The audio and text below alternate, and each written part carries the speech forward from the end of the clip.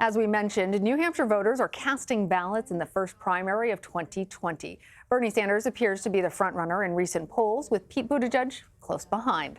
The primary is crucial to the 2020 race and could help narrow down the Democratic field. Democratic Congressman Chris Pappas represents New Hampshire's 1st District, and he joins me now from Capitol Hill. Congressman, thank you so much. We know that heading into today's primary, you were undecided, but you cast your ballot yesterday. Are you ready now to make an endorsement? No, I purposefully did not get involved in the primary contest. I thought it was really important that the voters of New Hampshire were leading this effort, having really authentic conversations with the voters, doing what New Hampshire voters do best. And for me, I'm focused on my work here in Washington, but I'm excited to see the amount of energy and engagement that exists across our state. So, I'm not weighing in a public way in terms of, who I might have voted for or making any endorsements today. This is about the people of New Hampshire making that choice and then allowing the rest of America to weigh in as well. Very unusual of you, and we see that Bernie Sanders and Pete Buttigieg are certainly emerging as the two leading candidates there in your state. One obviously calling himself a Democratic socialist, the other a moderate. And as a freshman lawmaker, you're part of a new younger face of Congress. Do you feel like the Democratic Party is really divided along those two lines? I don't necessarily think so. I think that what characterizes the new class in Congress, the freshman members that were elected in 2018, is that they're proximate to their districts. They understand what is on the minds of their constituents. And that may look like different things to different people, but I think we all ran in part to give voice to those concerns that had languished, frankly, for far too long here in Washington. So I think what voters want across the spectrum is a substantive conversation. And even folks that you hear that might be voting for Donald Trump today in the New Hampshire primary, voters that are voting in the Democratic contest, they want a really robust conversation about those kitchen table issues. So that's where I think this contest needs to go. And I think the candidates that are able to best connect on, how we can make this economy work for everyone, how we can protect our environment, invest in infrastructure, protect healthcare, those are the ones that are going to do the best today. And do you think that the Democratic Party is really united along those lines? Particularly, you mentioned health care, and that's one area in which there are very different ideas about how the United States should repair our health care system between those two top frontrunners.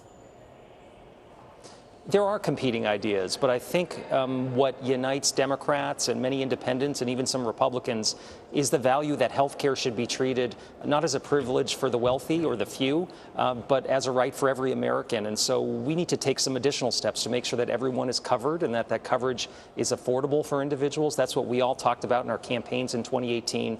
And I think what largely unites the Democratic field. I'll say this. I think I've never seen more folks less sure about their choice, not because they don't feel that there are good options to select for the nominee for our party for president, but because they know the stakes are high. They know what's happening right now in our political system, and they know we got to get back to a point where we can actually address some of these issues in a fundamental way. So I think for Democrats today, they might be able to render a verdict in New Hampshire, but I think they'll largely be satisfied with whoever the party selects as its nominee to try to beat Donald Trump in November. Well, we certainly see that in our CBS News polling, that's the number one concern among voters.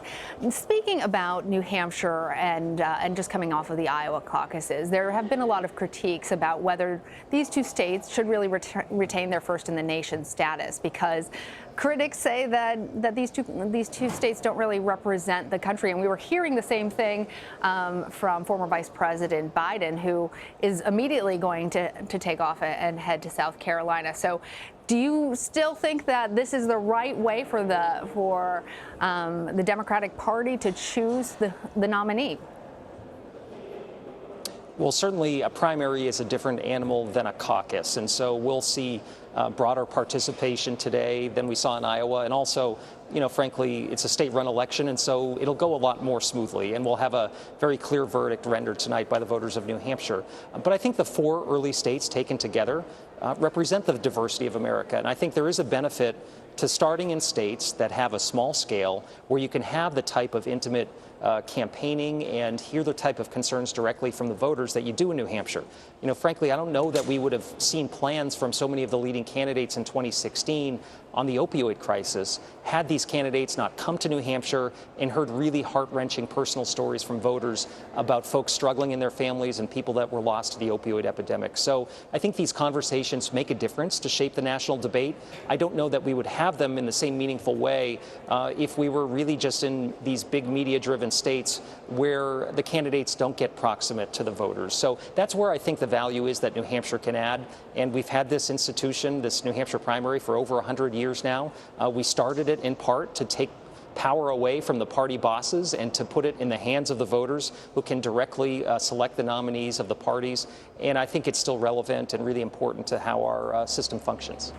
So speaking about the system functioning, with the divisive nature of politics, and we saw President Trump in New Hampshire yesterday, and his campaign certainly has been not holding back on his criticism of Democrats. Do you think, as a member of Congress, that coming out of this election, whoever wins, Republican or Democrat, that the nation can start to come together and get stuff done for the American public? That is the verdict that I think the voters of New Hampshire will try to communicate tonight. And I think what voters were saying loudly and clearly in 2018, they care less about party labels, more about outcomes here in Washington. So whether it's trade or healthcare or infrastructure or gun violence, they want us to get some things done. And so we need to go back to our districts with some deliverables and need to work in a bipartisan fashion the next few months to try to get a few more things done. But after the next election, that's what voters want the most. This should not be a personality contest with the president. It should be about constructive, concrete issues. And I think we're missing an opportunity if we don't look for ways to reach across the aisle to folks from the other party. That's how we get things done in New Hampshire at the state and local level. And that's the same type of responsibility we have here in Washington, even though the system isn't always set up for that type of progress. So you know New Hampshire, obviously. The whole nation right now is looking at your state, and we don't always do that.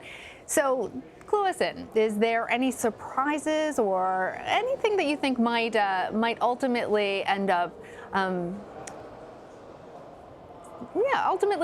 surprising folks who are watching the results of tonight's primary from the outside? One of the things I think we should watch is where the independent vote goes.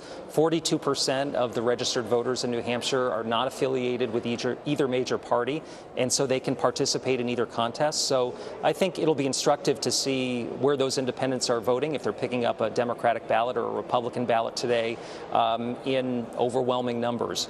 In addition to that, I think we should look at some of the candidates that might be outside of what we consider to be the top tier and how they're performing. So does, an Amy Klobuchar exceed expectations?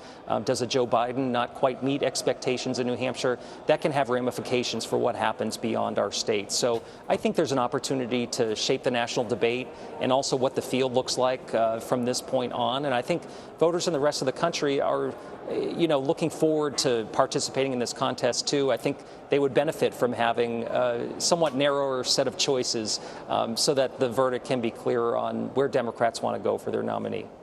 Well, we will be watching for all of that. Congressman Pappas of New Hampshire, thank you. Thanks for your time.